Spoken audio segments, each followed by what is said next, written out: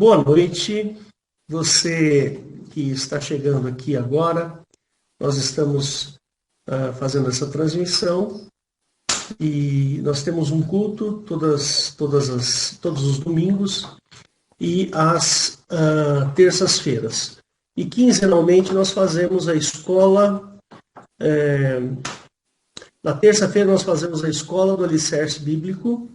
E na quinta-feira, quinzenalmente, nós fazemos a Escola da Doutrina Bíblica. Então você é muito bem-vindo, se você nos conheceu agora e está chegando agora, porque nós temos um canal no YouTube que se chama Igreja de Interlagos. Lá você vai encontrar os nossos vídeos. Se você, por acaso, chegou até nós, saiba que nós somos uma igreja evangélica, buscamos a Deus, buscamos estudar as Escrituras em profundidade.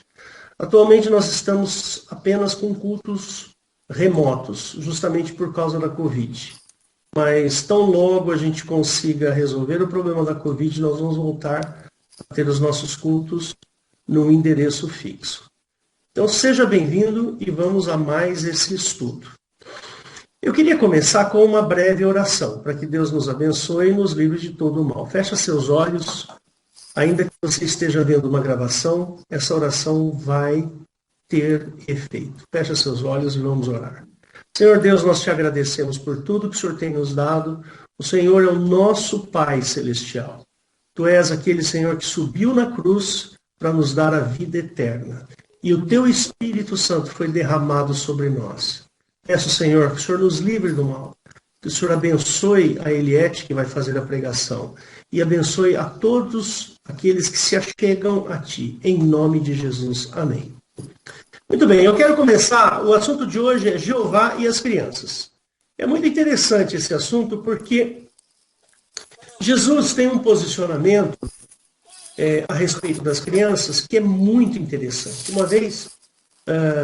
não sei quem foi que me perguntou, acho que foi aqui em casa mesmo. Alguém me perguntou, pai, as crianças vão para o céu? Né? Aí aquela pergunta teve uma repercussão dentro de mim. Aí eu fui buscar nas escrituras, as crianças vão para o céu? Né? Não é uma pergunta boba, não, é uma pergunta interessante. E se os pais dessa criança não forem cristãos? Se forem muçulmanos? Ou se forem de uma religião pagã, uma religião esquisita, elas vão para o céu? Como é que fica essa história? Porque criança é criança. E é difícil também estabelecer uma idade em que a criança ela passa a ter consciência. É difícil estabelecer essa idade. Mas tem um versículo na Bíblia que responde todas essas perguntas para mim. E eu vou colocá-la aqui no vídeo para você. E aí, tão logo eu termine de ler, eu vou passar a palavra para a Eliette. Então, vou mostrar aqui para você este versículo bastante interessante. Era só um minuto. Agora sim. Pronto. Então ele fala assim, trouxeram-lhe então algumas crianças, para que lhes impusesse as mãos e orasse. Mas os discípulos os repreendiam. Então, vamos entender aqui só rapidamente o que estava acontecendo aqui. Nesse momento, os discípulos não tinham entendido exatamente o que estava acontecendo com a presença de Jesus. Por quê? Porque eles tinham a ideia de que criança não é gente. Mulher não é gente, é coisa. Criança não é gente, é coisa. Tanto é que lá no Velho Testamento, contavam-se os homens. Nunca se contavam as mulheres e as crianças. O Velho Testamento trata a mulher e a criança como coisa. Por isso que os discípulos não deixaram as crianças se chegaram a Jesus. Jesus sabia disso. E Jesus os repreendeu e disse assim, deixai os pequeninos e não os estorvais de vir a mim, ou seja, não impeçam que as crianças venham a mim. Por quê? Porque dos tais é o reino dos céus. Está respondida a pergunta. Então, a criança, não importa qual seja a religião dos pais, qual a origem dessa criança, é dela. É das crianças o reino dos céus. Percebe? Isso é muito importante. Então não tem mais aquela história de se a criança não for filha de um cristão, a criança vai para. Não é bem assim. Não é isso que está escrito aqui. Amém. Então é isso. A Eliette vai trazer luz para nós sobre esse assunto.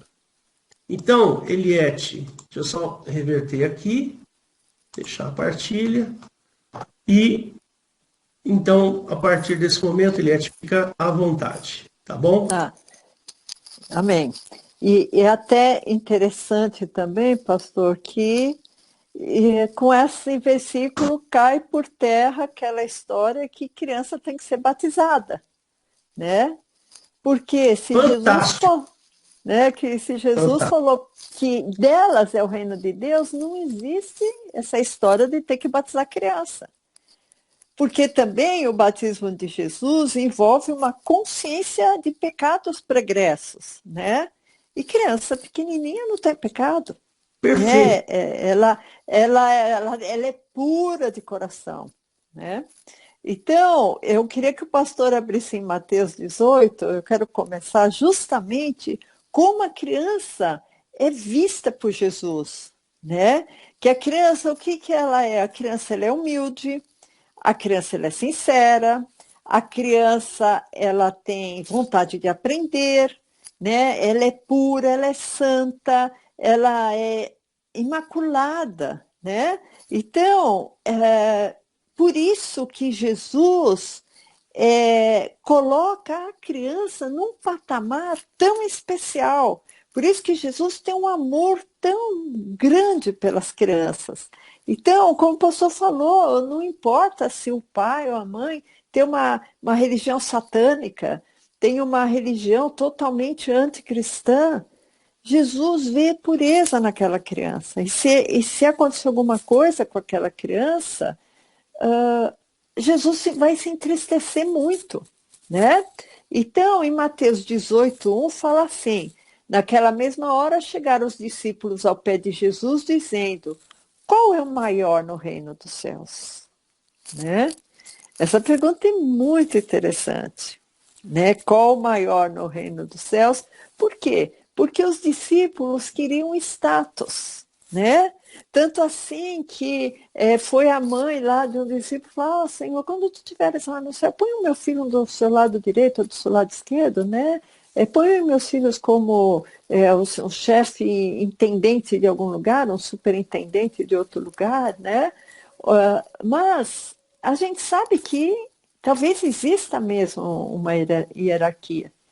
Porque quando na Bíblia fala também que o menor no reino dos céus ainda é maior que João Batista, né? Está dizendo que existe uma hierarquia, né? Porque, na verdade, João Batista, ele não entendeu o Evangelho, né? Ele não entendeu o Evangelho.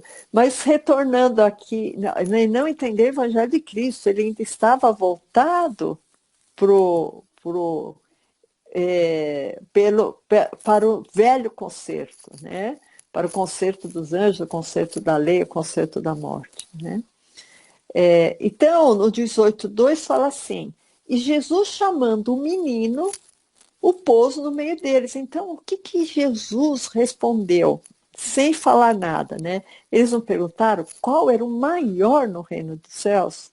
Aí Jesus pegou uma criancinha e pôs no meio dos discípulos e disse: em verdade vos digo que se não vos converterdes e não vos fizerdes como meninos, de modo algum entrareis no reino dos céus. Portanto, aquele que se tornar humilde como esse menino, esse é o maior no reino dos céus. Então, irmãos, a gente vê o quanto a criança foi um exemplo para nós, principalmente no quesito humildade, né? Porque a criança realmente ela é muito humilde.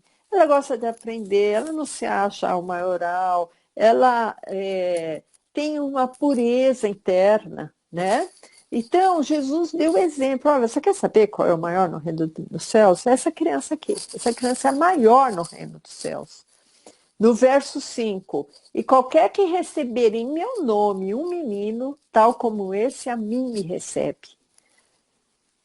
Então, irmãos, olha onde Jesus coloca uma criança. Olha, você está recebendo bem uma criança, então você está recebendo a Cristo.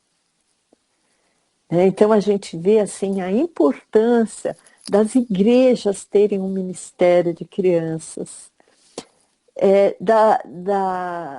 das tias lá que falam, não, a tia está cuidando da criança. Não, a tia está ministrando ao coração da criança. Está recebendo a criança com amor e está ministrando ao coração dela. Aí, verso 6. Mas qualquer que escandalizar um desses pequeninos que creem em mim, melhor lhe fora que se lhe pendurasse ao pescoço uma mó de azenha e se submergisse na profundeza do mar. Então, se vai escandalizar uma criança, então é melhor você amarra uma pedra, uma roda pesada no seu pescoço e se submerge no mar. O quanto que Jesus abominava esse escandalizar. E eu fui procurar, irmãos, exatamente o significado dessa palavra escandalizar no hebraico. E no hebraico e no latim, o que se fala que escandalizar é você colocar uma armadilha ou um tropeço, um objeto grande de tropeço onde vai passar um cego, por exemplo. Né?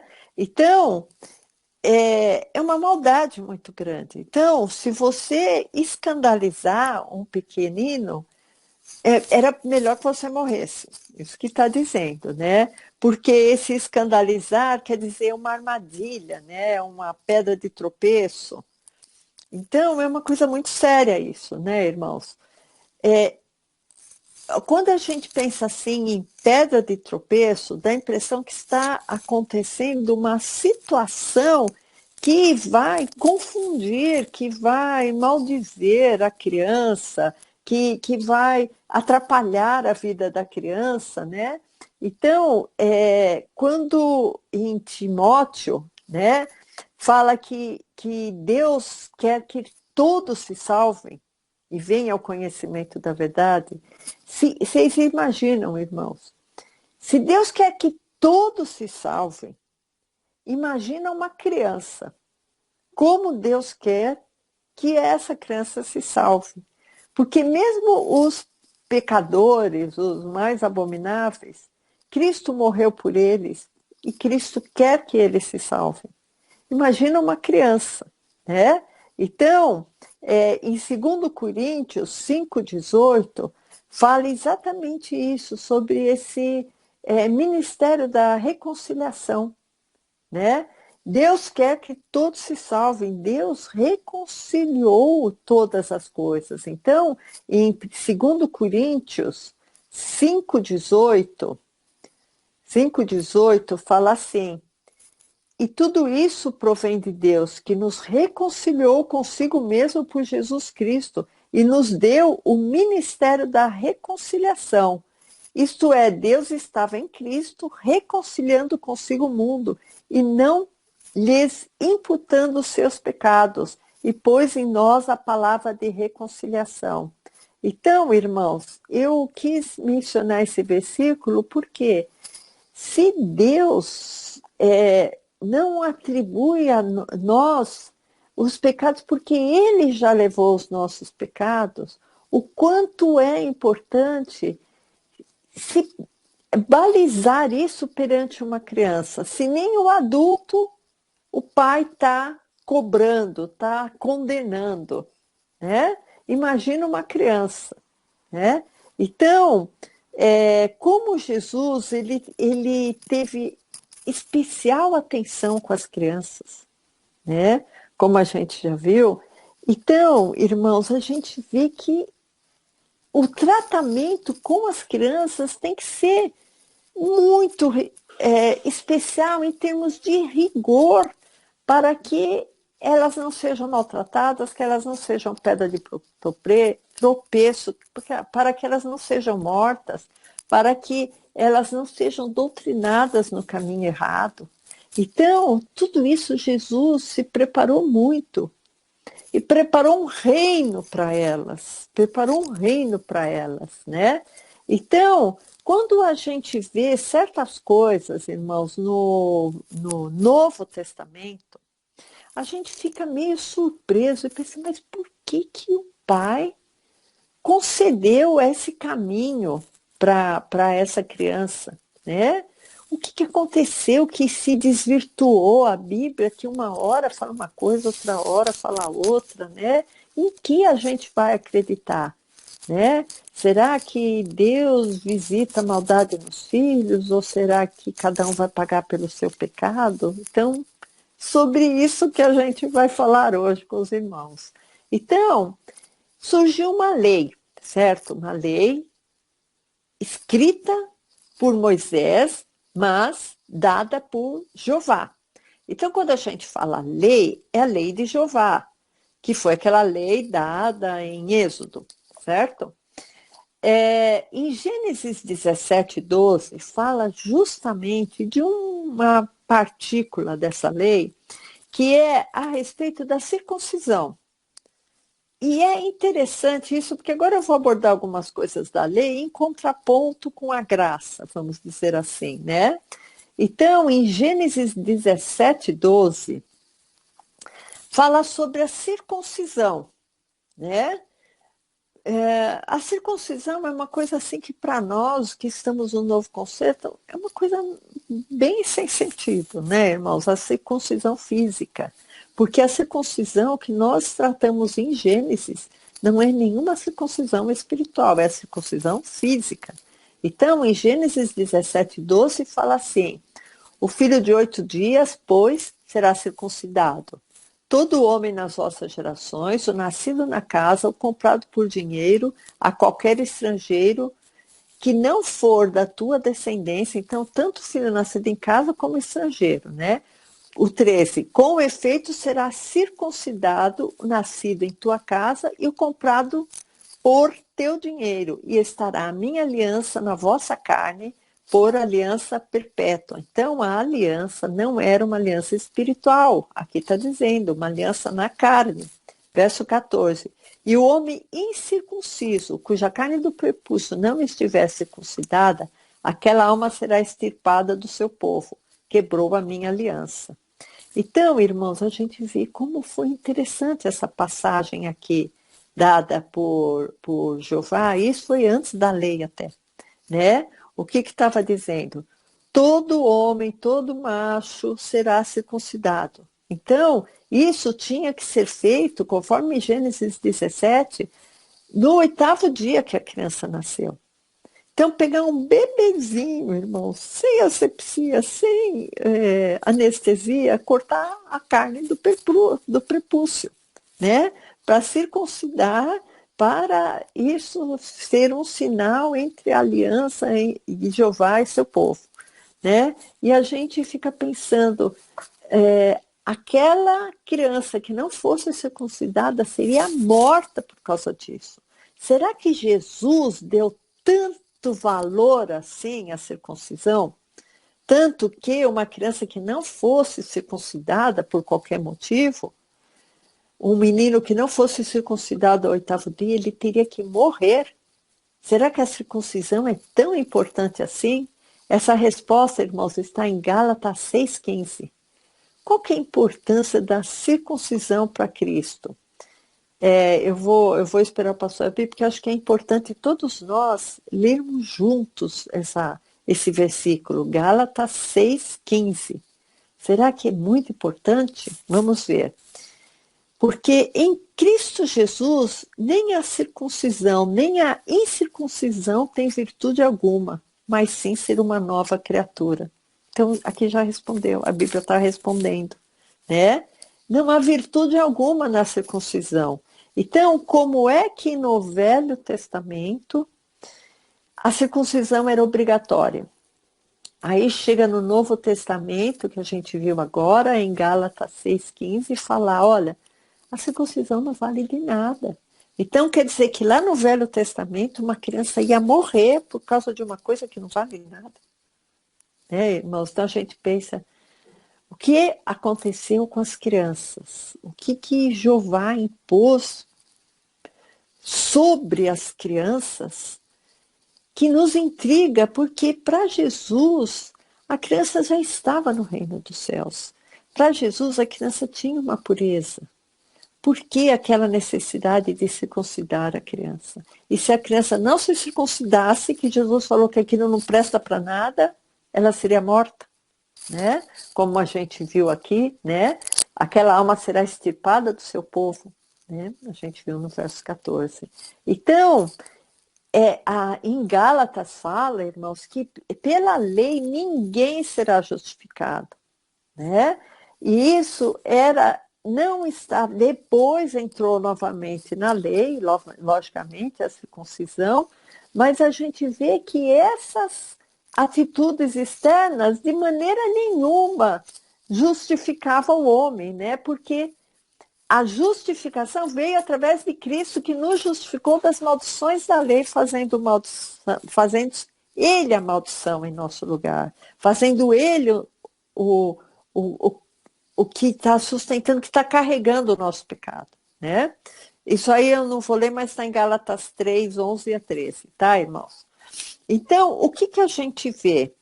Que no Velho Testamento há muitas, mas muitas mesmo passagens, irmãos, de crianças que foram mortas ou por causa de guerras que Jeová mandava matar. A gente vai ver alguns versículos, uns 2 ou 3 versículos só, porque é abundante na Bíblia quando Jeová manda matar crianças. E aquela história que a Bíblia, isso que eu vou querer chegar a uma conclusão com vocês, que a Bíblia ora fala que o pai, quando peca, o pecado, a maldição passa para o filho, e ora fala que não, né? Só para vocês verem, irmãos, o quanto Jeová é incoerente, tá? Por quê? Na Bíblia, desculpa, não sei se teve alguma interrupçãozinha, mas já voltei.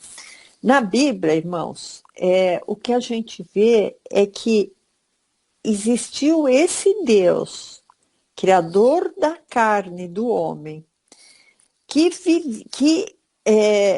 criou o homem, criou um povo que foi chamado de seu povo, que criou uma lei que subjugou, que matou o seu povo, e depois veio Jesus dizendo, eu vim revelar o Pai.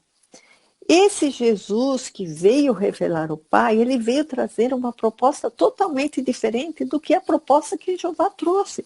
Por isso que nós estamos aqui nas quintas-feiras, irmãos, conversando com vocês, trazendo argumentos bíblicos, para quem gosta de Bíblia, argumentos bíblicos, para nós provarmos que Jeová, suas atitudes, seus frutos e a árvore chamada Jeová não tem nada a ver com a videira verdadeira, com os frutos de Jesus. Então, Jesus falou, olha, pelos frutos você conhece a árvore. Então, se as ações e os atos de Jeová são totalmente opostos às ações e os atos de Jesus, a gente só pode pensar em duas possibilidades, irmãos. Ou Deus mudou, só que isso a gente tem que rejeitar, porque Deus não muda, em Deus não há mudança nem sombra de variação, porque senão ele não é Deus. Porque Deus não pode ser favorável a uma coisa num dia, contrário a uma coisa no outro, pensar de uma maneira, agir de uma maneira num dia, agir de uma maneira e de outra maneira no outro, senão ele não é Deus. Então, ou Deus mudou e a gente sabe que Deus não muda, ou é outro Deus. Quando Jesus disse, eu vim revelar o Pai, vós tendes por pais o diabo, vocês não conhecem o Pai. O povo que estava em trevas viu luz, o povo que estava em trevas estava com Jeová.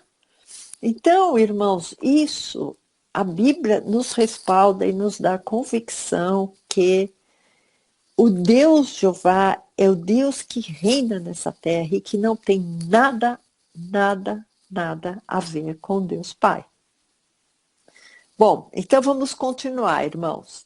Então, vamos ver alguns exemplos de crianças que morreram por causa dos pais, né?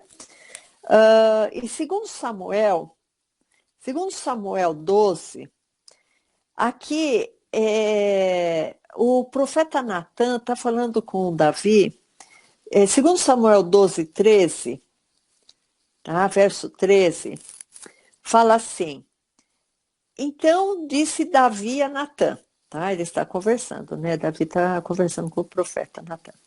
Pequei contra o Senhor, porque teve aquela história de Betsabá, ele mandou matar Urias, quer dizer, mandou matar não, né? Ele mandou Urias para a guerra e mandou recuar o exército, como se tivesse assassinado, né? Como se fosse um homicídio mesmo que Davi cometeu.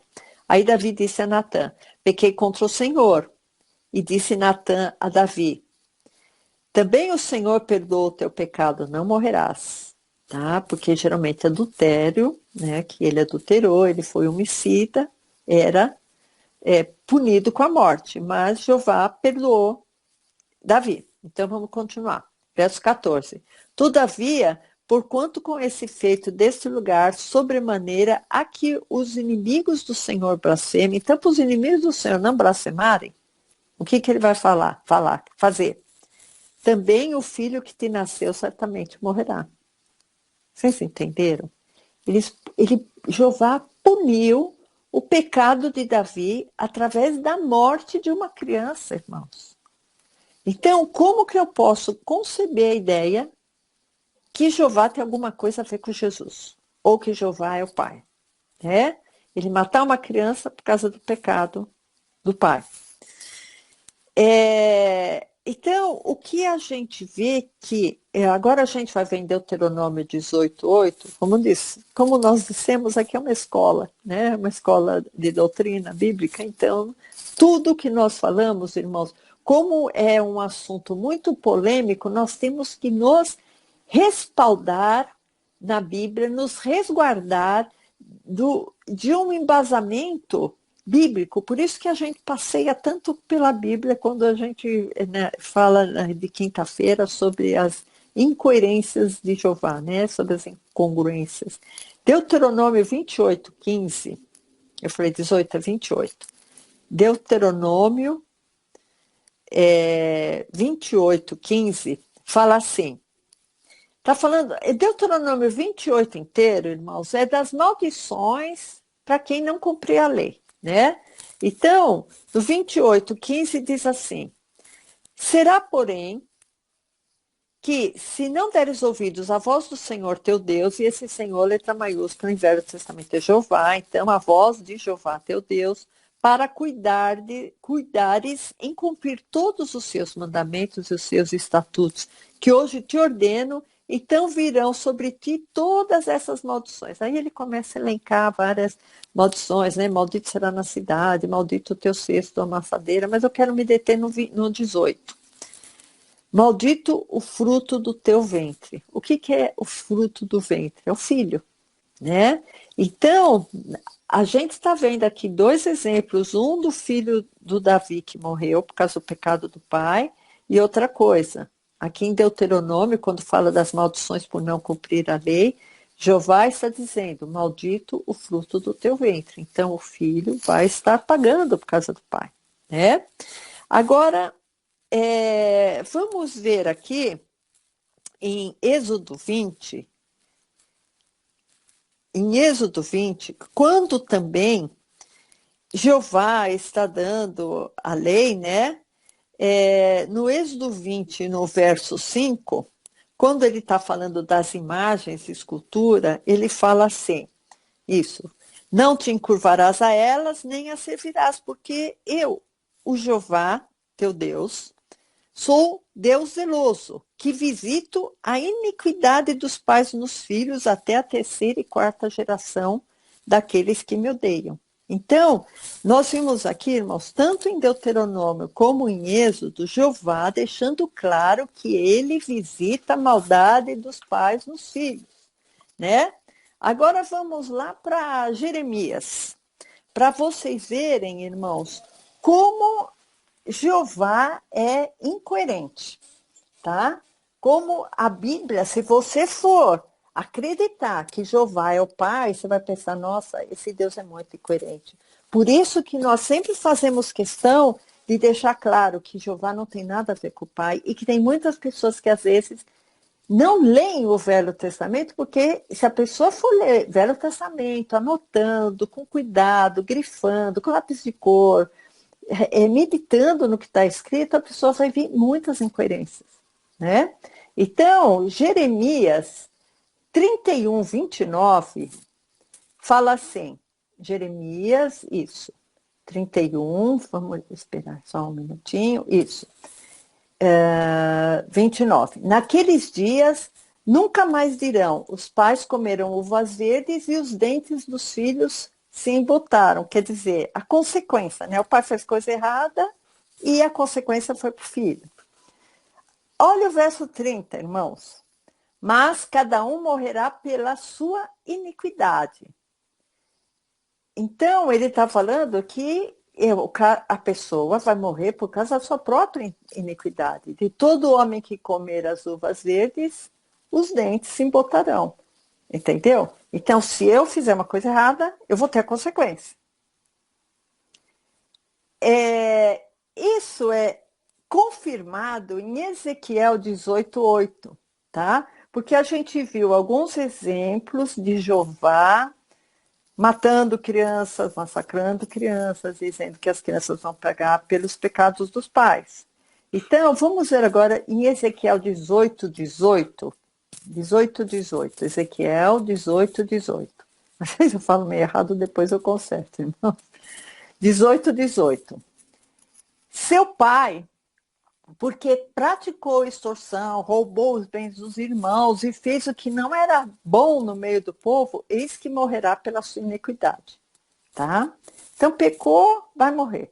Porque agora, irmãos, nós estamos na graça.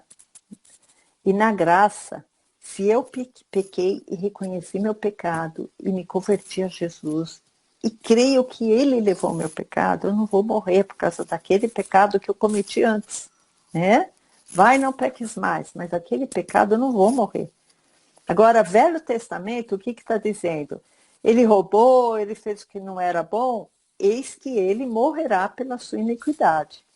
No verso 19, mas dizeis, porque não levará o filho a iniquidade do pai? Eles perguntaram, mas a gente ouviu em Êxodo e Deuteronômio que o filho ia levar a iniquidade do pai? Vocês veem que Ezequiel trata exatamente disso. Mas não foi falado que o filho ia levar a iniquidade do pai? Agora está falando que não, que ele morrerá pela sua iniquidade? Aí o verso 19, continuando, né? Que eles perguntam, mas por que não levará o filho a iniquidade do pai? Aí ele responde, porque o filho procedeu com retidão e justiça e guardou todos os meus estatutos e os praticou, por isso certamente viverá. A alma que pecar, essa morrerá. O filho não levará a iniquidade do pai, nem o pai levará a iniquidade do filho. Então, irmão, você pensa, não é possível. Lá estava dizendo que o filho ia morrer por causa da iniquidade do pai. Aliás, morreu, né? A gente deu um exemplo que morreu por causa da iniquidade do pai. E aqui em Ezequiel 18:20 fala, a alma que pecar, essa morrerá. E o filho não levará a iniquidade do pai, né? Então, irmãos, a gente vê que existe assim como se fosse uma esquizofrenia divina na cabeça de Jeová, porque às vezes ele fala uma coisa, às vezes ele fala outra, né? Então a gente pensa, em que versículo eu vou confiar? Né? Em que versículo que Jeová deixou, eu vou confiar. Né? Então, irmãos, voltamos lá para Deuteronômio. Aliás, eu não vou voltar, deixa eu ver que oração. Não vou voltar, eu só vou deixar o versículo, irmãos, vou falar do que se trata. É Deuteronômio 15, Deuteronômio 28, 15 e Deuteronômio 28, 32, que lá fala assim, olha, se você pecar, seus filhos vão ser dados a outros povos. Né? Então, a criança novamente pagando pelo pecado do pai. Porque a gente vai falar, irmãos, é tanta coisa que tem que falar que a hora voa. Né? Como também em Lamentações 4, também não vou abrir, irmãos, mas se vocês que estão anotando e quiserem depois confirmar, Lamentações 4, 9 e 10, houve uma fome muito grande sobre Israel e o que aconteceu? A fome foi tão grande que as mulheres comiam os próprios filhos, sabe? E Jeová permitiu aquilo. Né? Ele até falou assim, era melhor vocês morrerem em espada, mas como vocês pecaram, vocês vão morrer de fome, porque aí é uma morte mais lenta. Né? E ele permitiu que as mães cozinhassem os filhos, né? Comessem os filhos. Então, eu vou falar só alguns exemplos no Velho Testamento sobre o que acontecia em guerras, que, sob a ordem ou a responsabilidade de Jeová, muitas crianças morreram, irmãos.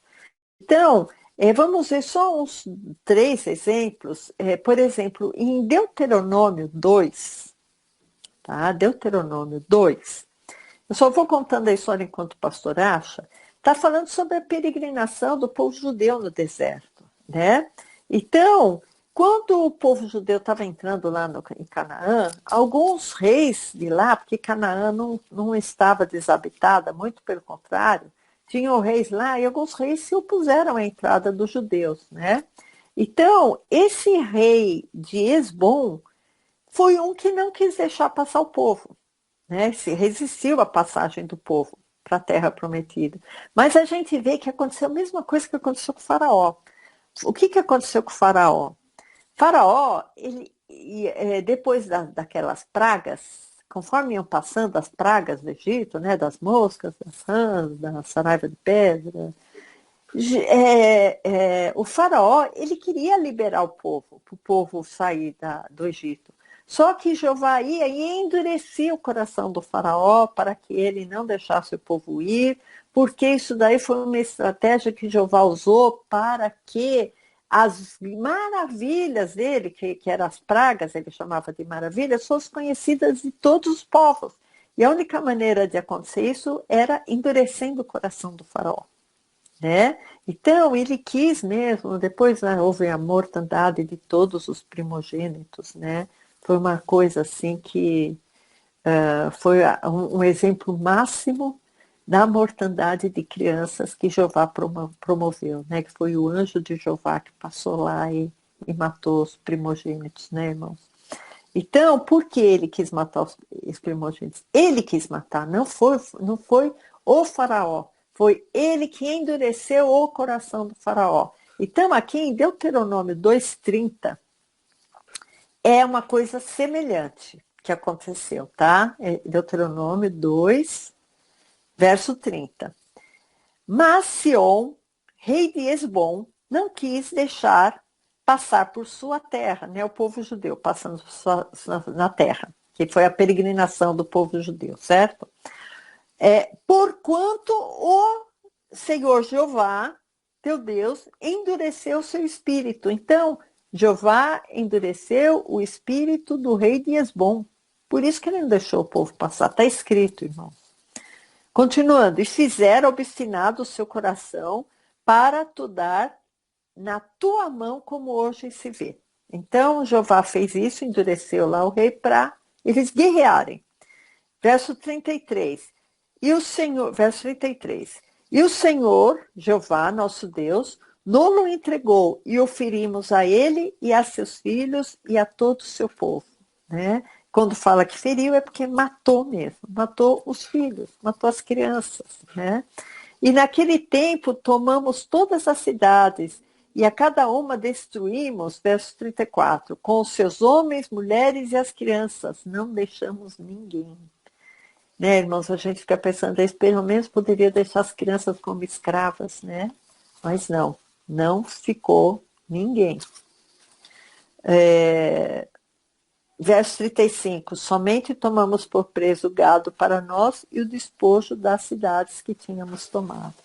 Então, irmãos, é muito triste isso. Agora, Deuteronômio, um pouquinho mais à frente, 3:5, a mesma coisa, irmãos, isso aqui é uma guerra, o rei Og, né? Então, a derrota do rei Og, tinha lá as cidades fortificadas, falando no verso 5, mas no verso 6 fala, e destruímos-las como fizemos a Sion, rei de Esbom, aquele texto anterior que a gente leu, destruindo todas as cidades, homens, mulheres e crianças.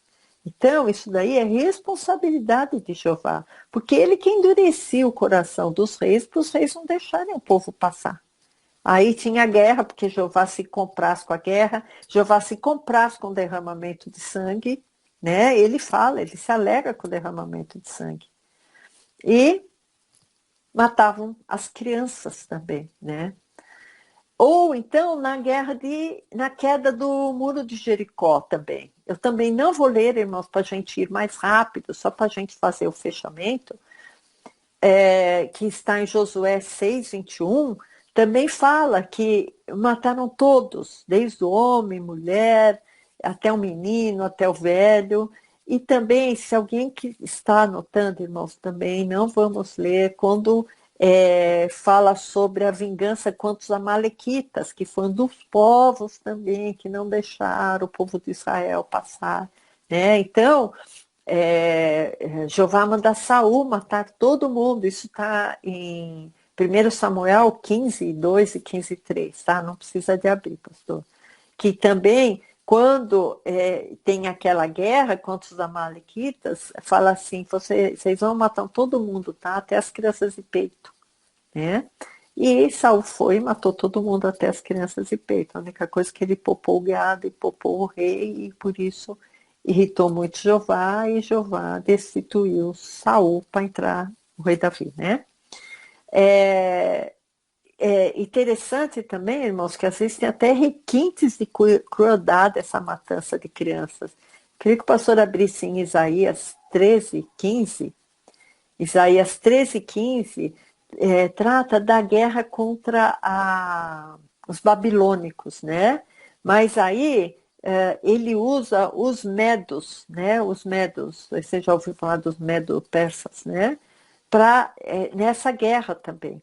Então, o Isaías 13:15 fala assim, todo o que for achado será traspassado, e todo o que se unir a ele cairá a espada, e as suas crianças serão despedaçadas perante os seus olhos, e as suas casas serão saqueadas e as suas mulheres violadas.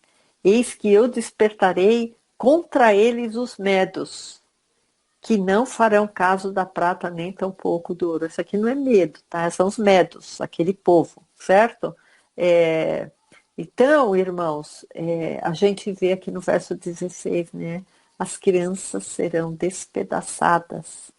Aí a gente fica lembrando lá quando Jesus fala, né? Para não escandalizar a criança, né?